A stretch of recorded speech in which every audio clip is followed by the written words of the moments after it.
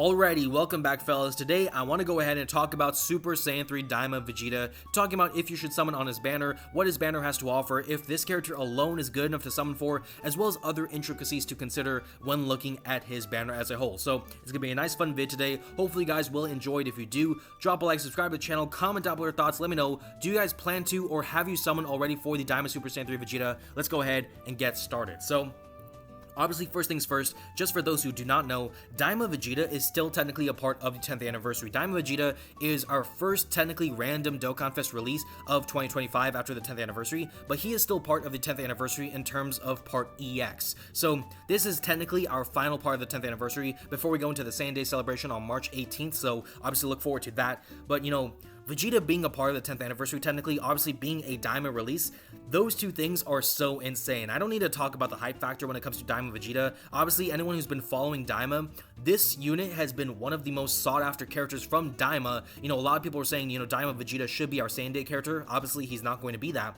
But still, a lot of people were excited to see him in the game. And obviously, there's a lot of cooler things that DAIMA still has in its bag, I would say. But DAIMA VEGETA was one of the things people wanted. And obviously, him being him being here, that alone is so sick. Obviously, still a part of the 10th anniversary, so all of that is really cool stuff. Now, when we look at his old kind of information for the banner and everything, this is where I want to go ahead and focus on the banner format. So first of all, his banner format is different from the previous 10th anniversary banners. So for part 1 and part 2, right, we had a Dokkan Fest banner and a Carnival banner. Those ones had a buy 3 get 1. So you spend 3 multis, then you got 1 free multi after the 3 spend multis right there. So buy 3 get 1.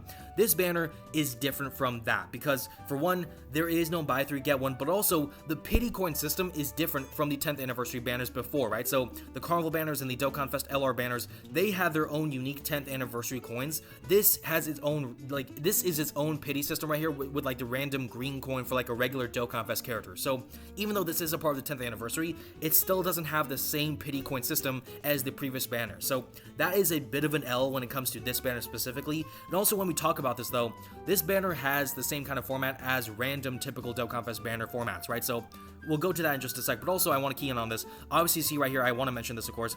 We are getting the returns of the DAIMA characters from before at the end of 2024, right? So our New Year's banner characters, Glorio and Super Saiyan DAIMA Goku. So this alone is very exciting. A lot of people were saying they were going to go ahead and skip the DAIMA banners to go into the 10th anniversary. Obviously, now we have them back. A lot of people were thinking they would return during the Golden Week celebration, which is basically the end of April to May. But here they are now once again. So I think it's been maybe like 2 to 2.5 months since they released, not even 3 months I don't think, and yet they're back. And that is obviously very sick. For those who have these characters, or if you've seen these characters in gameplay, they are so good. Glorio, I have him. He's a fantastic support, a great character in Slot 3, so I love him. DAIMA Goku, he is a great support character as well, a great character in general, and his stocks have been increasing with all the characters for 10th anniversary. So, you know, this is already a nice trio right here in terms of characters who are cool and provide some value, right? But if we keep going, right, so obviously, you know, when it comes to the format for this banner, obviously you see a lot of the other characters that can be offered here. When it comes to the format, so this format, again, is like a random Dokkan Fest banner where you can do a buy 2, get 1. But the way this works is that the first 2 are just random multis, right? Like regular multi-summons, right? So 2 50-stone multi-summons. Then the third multi-summon, you have to buy as well, right? It's another multi. But this multi is going to be a guaranteed featured SSR. So you can get a guaranteed SSR featured from the banner itself in terms of what it has to offer. So this is a system they've been doing for some time now. And honestly, I think it's a really cool system. I like it. It's kind of like a step up, if you will, but not in the same format. But, you know, it is nice because I think, especially for people who don't have that many stones to offer, this gives you at least a small chance to try your luck and see what can happen, and maybe pull the character, maybe you don't, but after 1 rotation or maybe 2 or whatever you think you're comfortable with spending, then you could be like, hey, I gave it a shot, I had some good chances, and it did not work out. So I think the format is nice. Obviously, for a random Dokkan Fest, it is good, but at the same time, you know, we have to acknowledge it for what it is. It's not as good as the buy 3, get 1 free, like, banners. There's no rainbow tickets for this banner or nothing, so, you know, those things are problems there. Obviously, it says right here, you cannot perform a free multi-summon, so those things do suck for sure. And also, this buy 2, buy 1, or whatever you want to call it, right?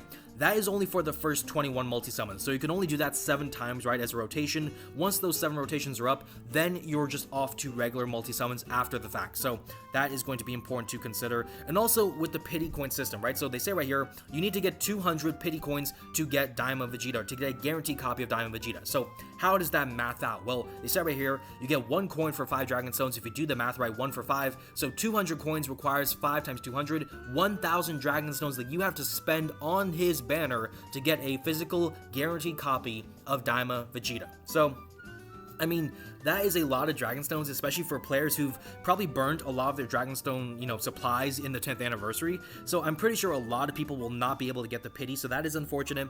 But hopefully you guys will be lucky enough to pull him if you are deciding to summon for him. But we're still not done. We still have a lot more to talk about. But the pity system, it's nice that they have a pity. At the same time, the fact that it still costs 1,000 stones, that in my opinion is so annoying. I think I've said it before.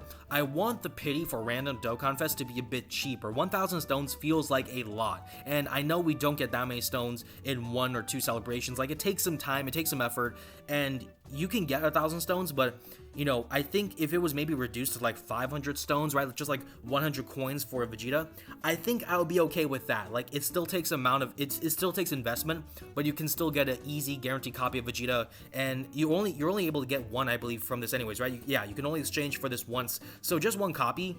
I think 100 coins would be fine, 500 Dragon Stones, like that type of math.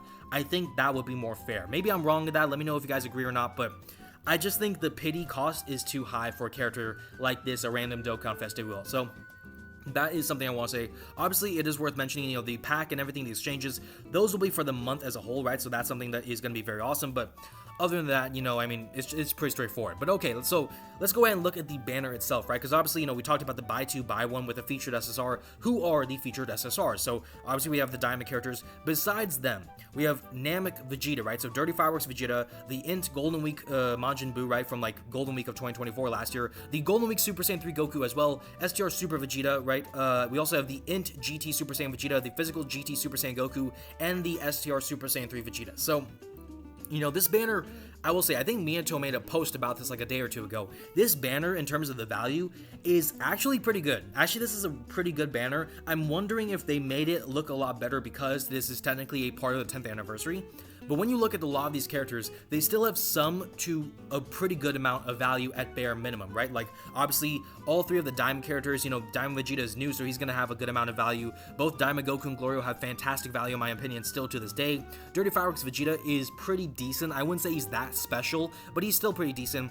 Buu, he fits onto some very kind of nice teams, maybe some niche teams in that regard, so he's good there. Super Saiyan 3 Goku, he's awesome, of course, for a lot of fights, especially shorter fights, so to this day, he's still pretty good, in my opinion, for a lot of fights. Super Vegeta, he is kind of iffy. He can do some things, but he was kind of designed to face Cell, right? Like, that was his kind of kit design, so he is kind of niche in terms of value. A lot of people don't use him nowadays, so he's probably like one of, if not the worst characters on this banner, but still, he's decent. Like, he's alright, but just not that special, not even, in my opinion, on the same level as like a Dirty Fireworks Vegeta or Buu or anything like that, so he's probably the worst of this banner.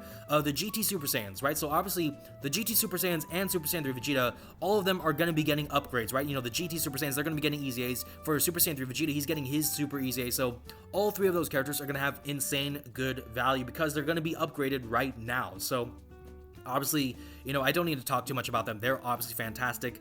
And I think, I mean, in one of my last videos, I went ahead and looked at their banners and their kit, not their banners, but their kits and everything, talked about what they can do. So you guys can look at that, of course, but all 3 of the characters they're going to be pretty decent. I think Vegeta's going to be pretty good. Super Saiyan Vegeta for a lot of fights is going to be pretty valuable. Goku can be kind of mid, I think, in certain situations, but also at the same time, I think on average, he's going to be pretty good at bare minimum. So that's what I'll say there. But this banner is really good in terms of what it has to offer. But also, the most important thing is, how good is the main headliner? The main character you're trying to pull for, how good is he?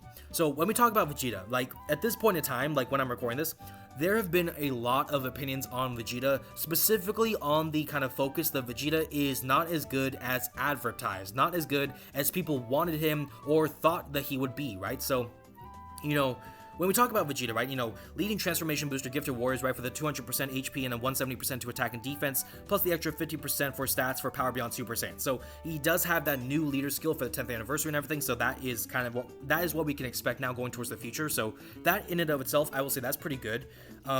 With his super attack effect, boosting his attack and defense by 33% for 3 turns, that's pretty good. Giving support to allies, that is something that I do appreciate, right? Being able to provide support. So I do like that. It's not as good in terms of support as Daima Goku or Glorio, but still, having that support to begin with, that is still better than nothing, right? So I'll give the credit where credit's due for Vegeta, right? So he does have that intro, which can be done right away, and with that intro, he has the 20% crit chance, and more importantly, the 20% damage reduction boost, and a scouter for the first turn that he shows up. So this is only for the first turn. He has 50% flat out damage reduction, okay stats right there. As the first slot unit, right, he has additional 20% damage reduction. He's also boosting his attack and crit chance in slot 1 or slot 2. He's boosting his attack when he attacks. He's boosting his defense when he takes an attack. Also, he's able to launch additional guaranteed supers, which can provide more support and also boost his stats even more. So Vegeta's got some good stuff. Also right down here, he has an active, which can be done after doing 5 or more supers in battle, and then he can boost his attack right here, he can do some damage, so it's all some good stuff. But, when it comes to Vegeta, the reason why a lot of people are not a big fan of this Vegeta is really in terms of what his kit is meant to do and how he's not really excelling at that role. So, obviously, when we look at his kit, you probably can tell right away, this character is meant to be slot 1 or slot 2, but mainly slot 1, right? Because with slot 1, you're getting that extra 20% damage reduction on the first turn with the intro and everything. That means he's going to be able to get 90% damage reduction in slot 1, and in general, right, he's going to be getting a 70% damage reduction in slot 1 on average, right? So, and when it comes to his kind of skill set, he does have some good things there, but they're mainly meant for slot 1. Now, that in and of itself is fine. The 70% damage reduction is cool, but Vegeta doesn't have guard, right? So that's something that he's missing, which is actually a very important thing, because not having the guard means Vegeta can be susceptible to a lot of damage, because also, as a TUR, his stats are not going to be as high as some of the other characters in the game. So naturally, for a character who doesn't have the best, boost to his stats in the first place, being a character who wants to be in slot 1 and take a brunt of the damage, you need him to tank. And as a lot of people have been noticing, without proper support like AGL Super Saiyan 3, Super Saiyan 4 Goku, without additional support like maybe even the AGL 10th Anniversary Gogeta, this Vegeta right here can take good damage in slot 1. You don't want to put him in slot 2 or slot 3 anyways, because he's missing out on some pretty important parts of his kit.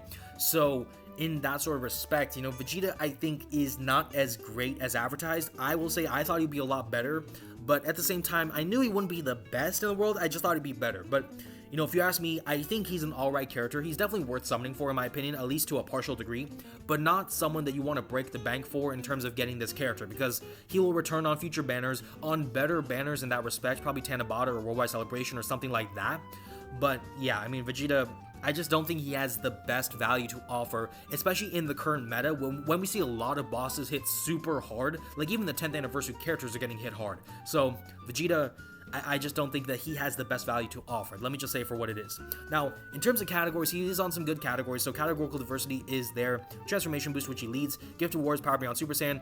Super Saiyan 3, Pure Saiyans, Dragon Ball Seekers, which is nice. Time Travelers right there, Vegeta's family. Worthy Rivals, Master Evolution, Accelerated Battle, Bond of Parent and Child, Successors, and Full Power. So this Vegeta can get under the full lead for the AGL Gogeta from the 10th anniversary, so that's pretty good as well. But yeah, when we talk about this character, this character is kind of a letdown. So, like, if you ask me, when it comes to who, are some of the better characters to pull for in this banner, Vegeta will be up there, but I think the two biggest ones, ironically enough, may be still the Daima duo right here, Daima Goku and Glorio. So I think they're some of the better value. Obviously, the Super Saiyan GT characters are going to be having a lot of value as well, Super Saiyan 3 Vegeta, but Vegeta being, near the bottom half, that is a problem in my opinion. So I will say that, but Vegeta, I think he'll still be good, just not as good as people want him to be or expected him to be. So let me just say that for what it is. Now, also, one thing I want to talk about when it comes to the intricacies of Vegeta, right? So obviously, with Vegeta being out, with his banner having the special kind of gimmicks with the buy two, buy one, we now know that obviously the 10th anniversary banners for part 1 and part 2 no longer have the buy 3 get ones that they did have during their parts of the anniversary, right? But when we look at the cards and the characters, right? When we look at these characters, right, talking about the previous banners, the Super Saiyan 4, right, the Super Saiyan Gods, the Year 7s, they are insane. They are definitely better than DAIMA VEGETA. They're obviously on the previous Dokkan Fest banners, right, so they're there. You have Great Up Vegeta, who's fantastic. Super Easy Gohan, who's pretty decent, I would say. Not fantastic, but decent. Kaioken Goku is pretty alright in my opinion as well. You know, like solid character, but just not that crazy good. You have the free-to-play characters, whatever. You also have like characters like Go Frieza, Super Saiyan 2 Gohan, the AGL Super Gogeta. If I go ahead and look at the other LRs for Part 1, obviously you know who I'm going to talk about. We have the Tech Super Vegeta right here. We have characters like Super Saiyan Blue Evolved Vegeta, Super Saiyan 3, Super Saiyan 4 Goku. So when you ask me, I think the DAIMA banner, right, for Vegeta still doesn't have as good of a value overall as some of the previous banners for like the 10th anniversary Carnival and Dokkan Fest banners, which kind of makes sense because they're supposed to be LR banners while this is a TOR banner. But still, overall, I mean, when you look at what Vegeta can or cannot do, you see how limited he is in terms of his role being a slot 1 character, which is a nice role, but still, he's not the best at that. All of those things to consider, I think realistically, you don't want to spend too much on his banner. But if you want my final verdict, this is what I would recommend for a lot of people, because I know a lot of people want DAIMA VEGeta. I personally want DAIMA VEGeta as well. I think he could be pretty good in a lot of my teams. But what I would say is go ahead and do 1 rotation. So what does that mean?